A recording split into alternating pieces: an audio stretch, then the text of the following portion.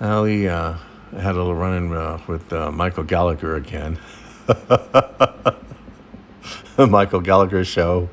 Well, we're up here in the five cities, and it's a lot cooler than a lot of other places right now. We've been busy with the kids up north and the mother down in Riverside, and there's some issues with the property in L.A.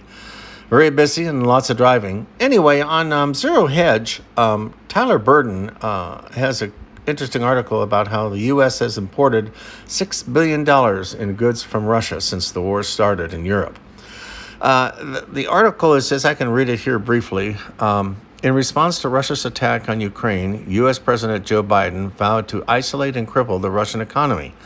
However, Moscow has been able to maintain its economic strength and growth. Let's see what I got here. Yeah, here. In part by exporting over $1 billion per month in wood, materials, food, and other goods to U.S. Probably a little oil also. More than 3,600 ships from Russia have arrived in U.S. ports since February 24th, according to statistics cited by the Associated Press. While that nearly half of all shipments over the same period compared to last year, it still amounts to $6 billion in imports. And we hear a lot about the homelessness and all this money that's going overseas to Europe.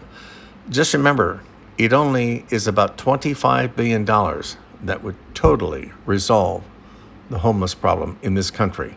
Now I'll go to the second part of this program here in just a moment. Anyway, having been with labor relations with IATSE for a number of years, I'm always interested in updates regarding labor relations. And something out of Europe is very interesting. I'll do a little bit of a Colleen Wells here.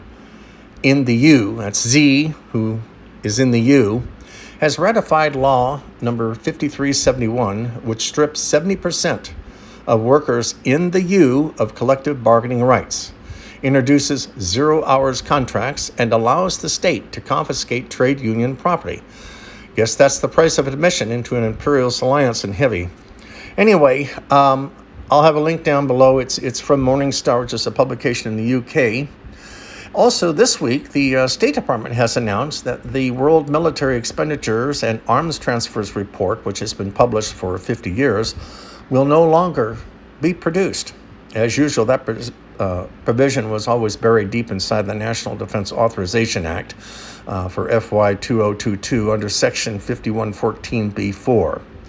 So anyway, there'll be a link for that. And let's see, I guess that will be it. So we'll see you in the next clip.